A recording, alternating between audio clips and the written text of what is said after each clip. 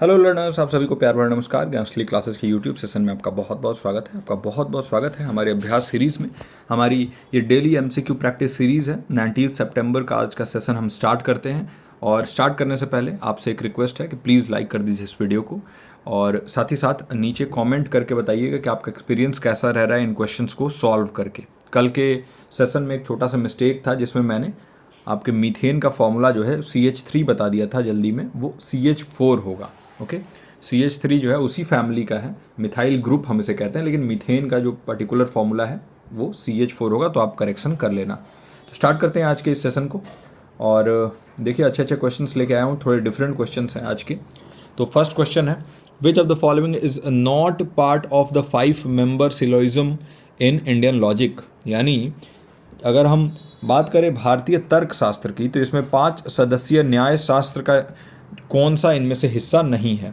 तो आपको मालूम है कि सिलोइज्म जब हम देखते हैं इंडियन लॉजिक में, तो इसमें हम 5 स्टेप प्रोसेस एक देखते हैं, है ना। तो इसमें इनमें से बताइए कि इन 5 स्टेप प्रोसेस में से कौन सा एक स्टेप इन चारों में से जो है दिया हुआ है वो नहीं है। इसको हम हिंदी में पंचवायु भी बोलते हैं। तो पहला है आपका प्रतिज्ञा, दूसरा है हेतु, तीसरा है उपाधि और चौथा है निगमन। तो इनमें से कौन सा जो है वो नहीं है 5 मेंबर सिलोइज्म का एक पार्ट, बताना है, नॉट। तो देखिए अगर हम इंडियन लॉजिक की बात करें तो यहाँ पर 5 मेंबर सिलोइज्म जो होते हैं, जिसे हम पंचकाव्य भी बोलते हैं, तो इसमें पहला होता है आपका प्रतिज्ञा।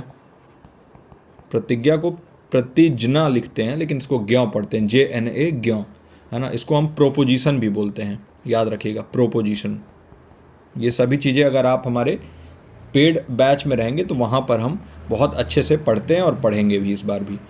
फिर दूसरा है हेतु, हेतु यानी कि रीज़न। तीसरा है उदाहरण, उदाहरण यानी आपको मालूम है उदाहरण किसे कहते हैं, एग्जाम्पल को, तो एग्जाम्पल हो गया। चौथा है उपनयन, उपनयन मतलब एप्लीकेशन। और पांचवा है आपके पास निगमन, और निगमन हम किसे कहते हैं, कंक्लूजन, है ना। तो ये आपका 5 पार्ट होता है, 5 मेंबर सिलोइज्म इसे हम कहते हैं। और इन्हीं से मिलके जो है भारतीय जो लॉजिक है, न्याय शास्त्र है, इसका हम सिलोइज्म देखते हैं। उपाधि जो इनमें से दिया हुआ है ना, देखिए प्रतिज्ञा भी आता है, हेतु भी आता है, निगमन भी आता है, लेकिन उपाधि जो दिया हुआ है ये एक पार्ट नहीं है इन 5 मेंबर्स का, और इसीलिए इसका जो करेक्ट आंसर होगा वो होगा उपाधि, क्योंकि ये गलत है ना। और गलत ही पूछा है। उपाधि किसे कहते हैं, एक ऐसा कंडीशन या क्वालिफिकेशन जो कि इस 5 मेंबर सिलोइज्म का प्रोसेस तो बिल्कुल भी नहीं है ना। एक ऐसा कंडीशन होता है जो ये सारी को फॉलो करना होता है, और ये बहुत ही सिस्टमेटिक तरीके से चलता है, और तब जाके आप जो है कंक्लूजन तक पहुंचते हो, निगमन तक पहुंचते हो। तो इनका पार्ट ये नहीं है। नेक्स्ट क्वेश्चन पे चलते हैं। In the Nyaya school of logic, what is the term used for perception as a valid means of knowledge? और देखिए आपको फिर से मैं याद दिला दूं कि अगर आपको आंसर करना है तो आप कमेंट सेक्शन में आंसर करिए, लाइव चैट में नहीं। और आपको जो है क्वेश्चन नंबर लिख के, जैसे ये 2 है तो 2 लिख के और इसके आगे हाइफन दे के और ऑप्शन आपको सेलेक्ट कर लेना है, कौन सा ऑप्शन इनमें से आप सेलेक्ट कर रहे हो, है ना। तो आप ABCD भी लिख सकते हैं या 1 2 3 4 भी लिख सकते हैं, मैं समझ जाऊँगा, है ना। तो न्याय स्कूल ऑफ लॉजिक के बारे में पूछ रहा है कि परसेप्शन के लिए कौन सा टर्म यूज होता है। न्याय स्कूल में ज्ञान के वैध साधन के रूप में धारणा के लिए किस शब्द का उपयोग किया जाता है ना। परसेप्शन के लिए कौन सा एक टर्म यूज होता है। पहला है अनुमान, दूसरा है प्रत्यक्ष, तीसरा है उपमान और चौथा है शब्द। तो देखिए जब हम बात करते हैं परसेप्शन की, और ख़ास तौर से अगर हम बात करें इनमें से चारों में से जो ऑप्शन यहाँ पर दिया हुआ है, तो प्रत्यक्ष जो टर्म है ना वो होगा इसका करेक्ट आंसर, है ना। प्रत्यक्ष, प्रत्यक्ष एक ऐसा टर्म है जो परसेप्शन के लिए हम यूज़ करते हैं, किसमें, न्याय स्कूल ऑफ लॉजिक में। ये इंडियन लॉजिक का पार्ट होता है, न्याय स्कूल ऑफ लॉजिक, और इसमें हम प्रत्यक्ष को जो है वो परसेप्शन के लिए दर्शाते हैं। इसका मतलब होता है डायरेक्ट नॉलेज, है ना, जिसे आप परसीव कर सको अपने इंद्रियों से। डायरेक्ट नॉलेज या इमीडिएट कॉग्निशन भी हम इसे कहते हैं, इमीडिएट कॉग्निशन। आप सेंसेस से अपने डिराइव करते हो, आपके 5 सेंसेज होते हैं ना, आप टच करके, फील करके, सूंघ के, टेस्ट करके आप किसी चीज़ को अगर कोई नॉलेज डिराइव कर रहे हो, इसी को हम कहते हैं प्रत्यक्ष, और इसी को कहते हैं हम परसेप्शन। अनुमान हम इन्फरेंस को कहते हैं, है ना, इन्फरेंस अनुमान लगाना, तो ये तो होगा नहीं। फिर उपमान कंपैरिजन को कहते हैं, अगर आप कंपेयर करके कोई नॉलेज तक पहुंच रहे हैं तो उसको हम उपमान कहते हैं, नॉलेज थ्रू कंपैरिजन। और शब्द हम किसे कहते हैं, वर्बल टेस्टिमनी को।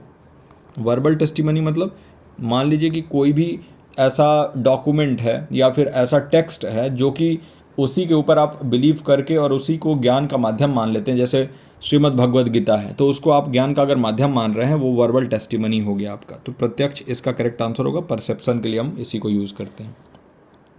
तो ये तो आपका इंडियन लॉजिक से क्वेश्चन था। अब हम नेक्स्ट क्वेश्चन पे चलते हैं, और ये क्वेश्चन जो है ये फॉलिसीज से क्वेश्चन है ना।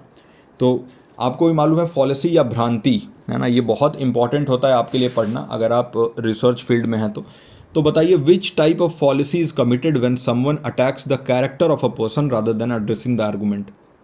जब कोई तर्क को संबोधित करने के बजाय किसी व्यक्ति के चरित्र पर हमला करता है तो किस प्रकार की भ्रांति होती है। मैंने आपसे बोला कि आपने होमवर्क क्यों नहीं किया, और आप मुझसे उल्टा जो है बोलने लगे कि अपने आप को पहले देखो कि कैसे इंसान हो तुम्हारे इंसान जो तुम एक बहुत बुरे इंसान हो, ये हो, है ना। आपसे मैंने कुछ और क्वेश्चन पूछा और आपने मुझसे क्रॉस क्वेश्चनिंग कुछ और आप करने लगे, मेरे कैरेक्टर को जज करने लगे। तो वो कौन सी भ्रांति, कौन सी पॉलिसी इस वाले जो है ये पूरे प्रकरण में हो जाएगी, बताइए। पहला है आपके पास एड होमिनम पॉलिसी, दूसरा है स्लिपरी स्लोप पॉलिसी, तीसरा है स्ट्रॉ मैन पॉलिसी, और चौथा है पोस्ट हॉक पॉलिसी। तो इस पॉलिसी जिसमें आप किसी के कैरेक्टर को अटैक करने लगते हो रादर देन आप आर्गुमेंट को एड्रेस करो, रादर देन आपसे जो क्वेश्चन पूछा जा रहा है उसका आंसर दो, इसको हम कहते हैं, याद रखिएगा, एड होमिनम पॉलिसी, है ना।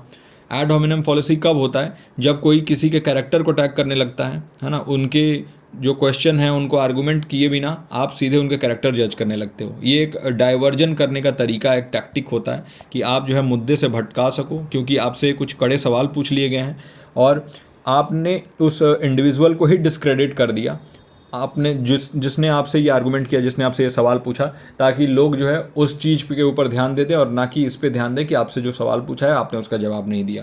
तो इसको हम कहते हैं एड होमिनम पॉलिसी, है ना। तो जो भी आपके आंसर होंगे वो अगेन ये क्वेश्चन नंबर लिख के और सामने में उसका ऑप्शन जरूर मेंशन करिए नीचे कमेंट सेक्शन में, और साथ ही साथ बताइए कि ये क्लासेज आपके लिए हेल्पफुल हैं कि नहीं है ना। Next question, which of the following is an example of the false dilemma policy. निम्नलिखित में से कौन सा मिथ्या दुविधा भ्रम का उदाहरण है। एक पॉलिसी होती है फॉल्स डिलेमा, तो बताइए इनमें से कौन सा एक एग्जाम्पल है, कौन सा उदाहरण है फॉल्स डिलेमा पॉलिसी या मिथ्या दुविधा भ्रम का। पहला है स्टेटमेंट है ये, यू आर इधर विद अस और अगेंस्ट अस, यानी आप या तो हमारे साथ हैं या हमारे खिलाफ हैं। कई बार आप भी इस टाइप के स्टेटमेंट कोई आपसे दे देता होगा कि देखिए या तो आप हमारे खिलाफ रहेंगे या तो हमारे साथ रहेंगे, बीच का कोई रास्ता नहीं, आप न्यूट्रल नहीं रह सकते हैं, है ना। दूसरा स्टेटमेंट है, यदि आप प्रवासी को अनुमति देते हैं तो जल्द ही देश में हजारों की संख्या में बढ़ा जाएगी। If you allow one immigrant soon thousands will flood in the country. जैसे बांग्लादेश के केस में हो रहा है ना कि लोग कहते हैं कि अगर वहाँ पर 10 को आप अलाउ करेंगे तो 1000 घुसेंगे। तो वो क्या है, ये किस टाइप की पॉलिसी हो रही है कि जिसमें आप कह रहे हो कि अगर आप एक इमिग्रेंट को अलाउ कर रहे हैं तो वहाँ थाउजेंड्स जो है वो घुस जाएंगे। ये भी एक पॉलिसी यहाँ पर हो रही है इस स्टेटमेंट में। अगला स्टेटमेंट है, the government is like a thief who takes money by force. सरकार उस चोर की तरह है जो बलपूर्वक पैसा लेता है। इस स्टेटमेंट में भी एक पॉलिसी जनरेट हो रही है, बताइए कौन सी है। और चौथा स्टेटमेंट है, he got sick after eating the food so the food must have been bad. खाना खाने के बाद वह बीमार हो गया इसलिए खाना खराब रहा होगा। बताइए इन चारों में से फॉल्स डिलेमा पॉलिसी का एग्जाम्पल कौन सा है।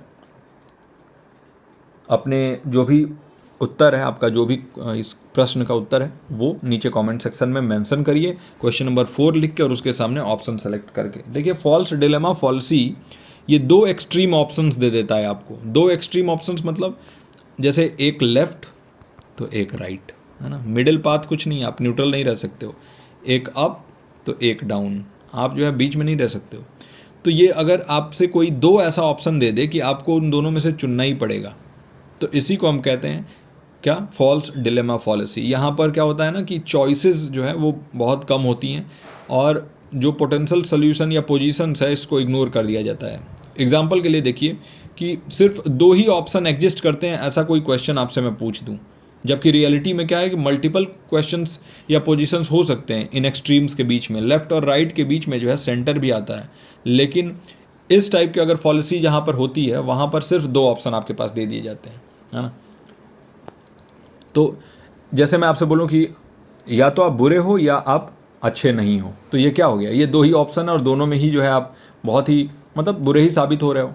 तो ये क्या है, यू आर इधर विद अस और अगेंस्ट अस, यानी आप या तो हमारे साथ हैं या हमारे खिलाफ हैं। इस वाले स्टेटमेंट में फॉल्स डिलेमा फॉलिसी हो रहा है, एक भ्रम बनाया जा रहा है कि 2 ही ऑप्शन है, जबकि ऑप्शंस कई सारे हो सकते हैं। तो इस टाइप की पॉलिसी को हम कहते हैं फॉल्स डिलेमा पॉलिसी। अगला क्वेश्चन है, what is the correct sequence of the steps in experimental research. अपने आंसर जो है वो जरूर ऐसे क्वेश्चन नंबर डाल के और सामने में ऑप्शन लिख के और कमेंट सेक्शन में छोड़ दीजिएगा। बताइए प्रायोगिक अनुसंधान में चरणों का सही क्रम क्या है।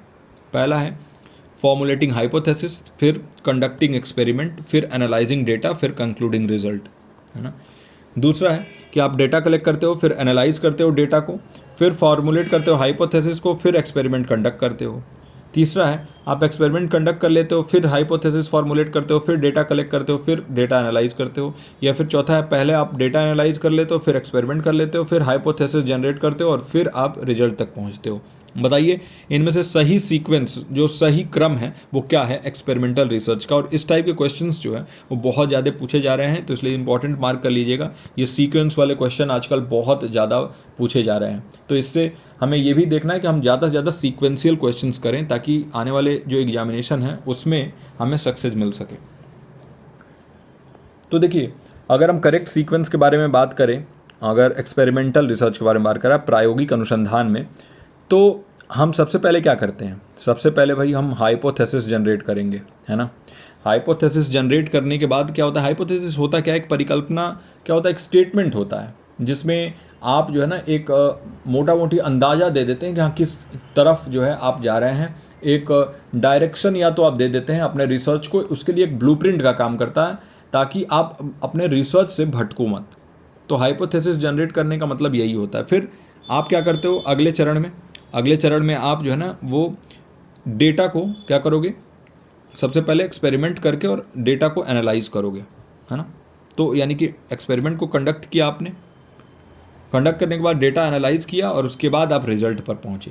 तो ये इसका करेक्ट आंसर होगा, है ना, कि हाइपोथेसिस सबसे पहले आप बनाते हो, फिर एक्सपेरिमेंट को कंडक्ट करते हो, फिर डेटा एनालाइज करते हो और रिजल्ट तक पहुंचते हो, हाँ। क्यों, क्योंकि ये एक्सपेरिमेंटल रिसर्च है, याद रखिएगा। ये अगर एक्सपेरिमेंटल रिसर्च की जगह पे क्वालिटेटिव रिसर्च कुछ होता तो वहाँ पर डेटा आप पहले इकट्ठा कर लेते हो, लेकिन यहाँ क्या होता है एक्सपेरिमेंटल रिसर्च में कि आप एक्सपेरिमेंट जो है वो करने के बाद ही तो आपके पास डेटा आता है। यहाँ पर डेटा आप पहले नहीं इकट्ठा कर रहे हो, क्योंकि ये व्यवहारिक कोई यहाँ पर परीक्षण नहीं कर रहे हो, आप यहाँ पर एक्सपेरिमेंट कर रहे हो। तो जब तक वो एक्सपेरिमेंट होगा नहीं आपको डेटा मिलेगा नहीं, और वो डेटा मिलने के बाद फिर आप रिजल्ट तक पहुँचोगे। तो इसका फर्स्ट ऑप्शन इसका करेक्ट आंसर हो जाएगा, है ना। बहुत ही अच्छा क्वेश्चन, और याद रखिए इस वाले क्वेश्चन में बहुत लोग जो है वो गलती कर देंगे। वो क्या करेंगे कि पहले डेटा कलेक्ट किया, फिर एनालाइज किया, फिर हाइपोथेसिस बना के और एक्सपेरिमेंट किया। ऐसा नहीं होता है, ठीक है। ये एक्सपेरिमेंटल रिसर्च के बारे में बात हो रहा है। Question number 6, which type of research focuses on the relationship between variables in a natural setting without manipulating the independent variable. बताइए किस प्रकार का शोध स्वतंत्र चर में हेर फेर किए बिना प्राकृतिक सेटिंग में चर के बीच संबंध पर केंद्रित है।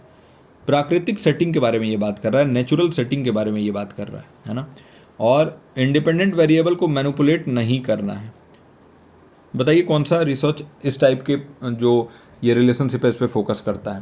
पहला है एक्सपेरिमेंटल रिसर्च यानी प्रायोगिक अनुसंधान, दूसरा है डिस्क्रिप्टिव रिसर्च यानी वर्णनात्मक अनुसंधान, तीसरा है सहसंबंधी अनुसंधान यानी को रिलेशनल रिसर्च, और चौथा है क्रियात्मक अनुसंधान यानी एक्शन रिसर्च। तो देखिए जब हम बात करते हैं एक ऐसे रिलेशनशिप वेरिएबल्स के बीच में हो नेचुरल सेटिंग में जिसमें इंडिपेंडेंट वेरिएबल को हम मैनिपुलेट भी ना करें और ये रिलेशनशिप के ऊपर फोकस हो, इसको हम कहते हैं को रिलेशनल रिसर्च। इसमें आप क्या करते हैं, एक रिलेशनशिप को स्टडी करते हैं, एक संबंध जो है वो इसके बारे में स्टडी करते हैं दो या दो से अधिक वेरिएबल्स के बीच में, और इसमें इंडिपेंडेंट वेरिएबल को आप मैनिपुलेट नहीं करते हैं। इसका जो एम होता है वो यही होता है कि एसोसिएशन एग्जिस्ट करता है कि नहीं, इन दोनों के बीच में जो है कोई संबंध है कि नहीं, इसको हम डिटरमाइन करते हैं, है ना। लेकिन कॉज इस्टेब्लिश नहीं करते हैं, कॉजेशन वाला यहाँ पर नहीं होता है, कॉज एंड इफेक्ट रिलेशनशिप हम नहीं फाइंड आउट करते हैं, तो ये नहीं होता है। तो इसका जो सही उत्तर होगा सहसंबंधी अनुसंधान यानी को रिलेशनल रिसर्च, इसका करेक्ट आंसर हो जाएगा। ओके, तो ये था आपके रिसर्च एप्टीट्यूड से क्वेश्चन। अब अगला हमारा जो यूनिट कवर करेंगे क्वेश्चन के लिए वो होगा हायर एजुकेशन सिस्टम। तो हायर एजुकेशन से क्वेश्चन नंबर 7 है हमारा, विच of the following acts establish central universities in India. बताइए निम्नलिखित में से किस अधिनियम ने भारत में केंद्रीय विश्वविद्यालयों की स्थापना की, है ना। केंद्रीय विश्वविद्यालय के बारे में बात हो रहा है कि किसने इस्टेब्लिश किया। पहला है यूनिवर्सिटी ग्रांट्स कमीशन 1956 का जो एक्ट आया था ये। दूसरा है केंद्रीय विश्वविद्यालय अधिनियम 2009। तीसरा है the institutes of national importance act 2007 यानी राष्ट्रीय महत्व के संस्थान अधिनियम 2007। और चौथा है राष्ट्रीय शिक्षा नीति 2020 यानी द नेशनल एजुकेशन पॉलिसी 2020। तो एक चीज़ तो बिल्कुल क्लियर है कि नेशनल एजुकेशन पॉलिसी 2020 तो हो ही नहीं सकता है। 2020 में अगर ये आया होता तो इतने सारे सेंट्रल यूनिवर्सिटी इस्टेब्लिश नहीं हो पाते, तो ये तो वैसे ही हट गया। दूसरा यहाँ पर आ गया आपके पास यूनिवर्सिटी ग्रांट्स कमीशन। अच्छा, ये नेशनल एजुकेशन पॉलिसी है, ये एजुकेशन के बारे में है, करिकुलम के बारे में है ना, इन सारी चीज़ों को कवर करता है। ये यूनिवर्सिटी ग्रांट्स कमीशन एक्ट 1956 ने जो है ये नहीं किया था, मेरे सेंट्रल यूनिवर्सिटी इस्टेब्लिश करने का एक्ट नहीं है। इसका जो एक्ट है वो होगा सेकंड, यानी केंद्रीय विश्वविद्यालय अधिनियम 2009। ये इस्टेब्लिश किया गया नए सेंट्रल यूनिवर्सिटीज़ जो इस्टेब्लिश हो रहे हैं उनके लिए, और एक प्रोविज़न दे देगा कि कैसे गवर्नेंस करना है, कैसे फंक्शनिंग करना है, स्टैंडर्ड कैसे मेंटेन करना है इन सभी इंस्टीट्यूट्स में, और ये पूरे भारत में खोले जाएंगे। तो केंद्रीय विश्वविद्यालय अधिनियम 2009 इसका करेक्ट आंसर हो जाएगा। The institute of national importance act जो आया है, तो इसमें हम कुछ इंस्टीट्यूट्स को हमने मार्क किया है जो हमारे लिए नेशनल इंपॉर्टेंस का जो है मुद्दा है। सबसे पहले जैसे आपका हो गया JNU हो गया, BHU हो गया, आपका अलीगढ़ मुस्लिम यूनिवर्सिटी हो गया, फिर यहाँ आपके पास IIT मद्रास हो गया, IIT बॉम्बे हो गया, ये हमारे जो है ना नेशनल इंपॉर्टेंस के इंस्टीट्यूट्स हैं। अब अगले क्वेश्चन पे चलते हैं। हमारा जो क्वेश्चन नंबर 8 है वो पीपल डेवलपमेंट एंड एनवायरनमेंट से होने वाला है।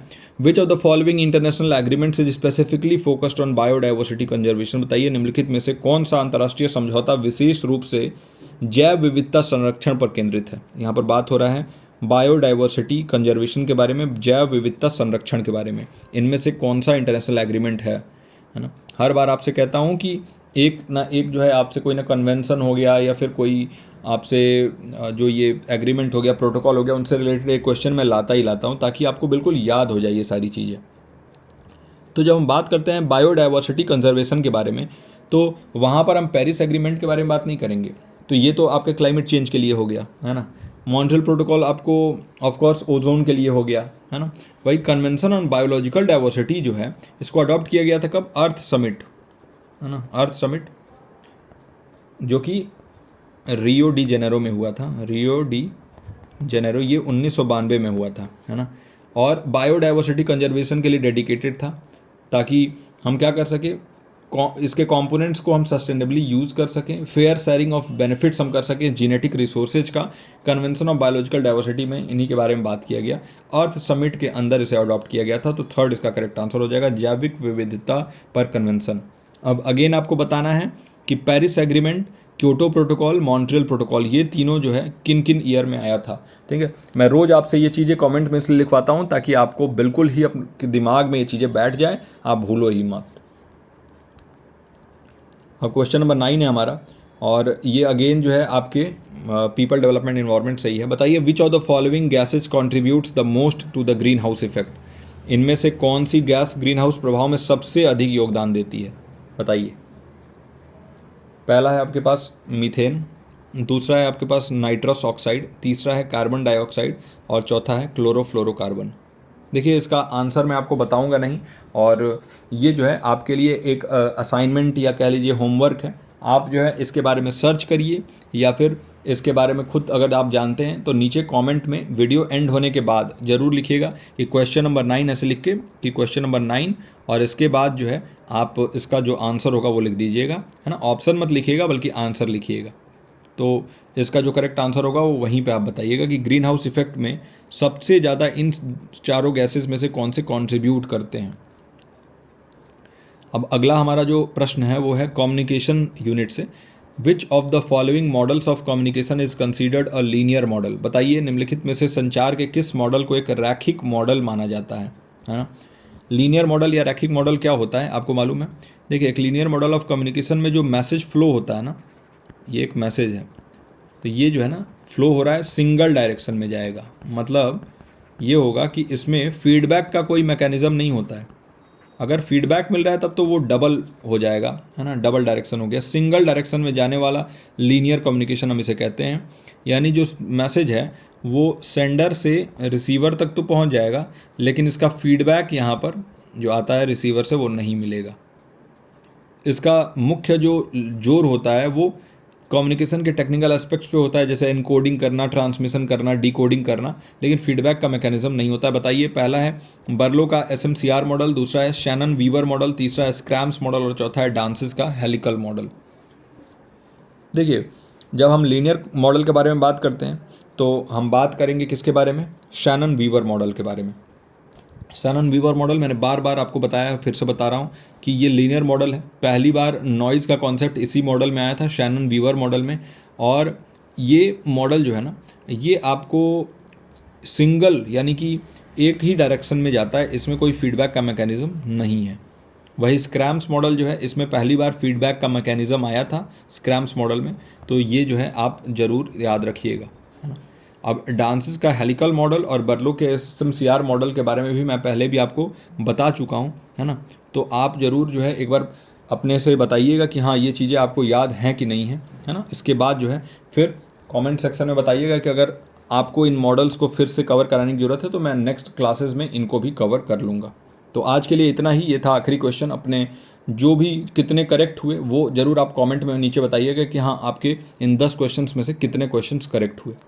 चलिए मैं मिलता हूँ आपसे अगले इन्हीं टाइप के इन्फॉर्मेटिव जो हमारे MCQ प्रैक्टिस सीरीज चल रहा है ऐसे वीडियोज़ में।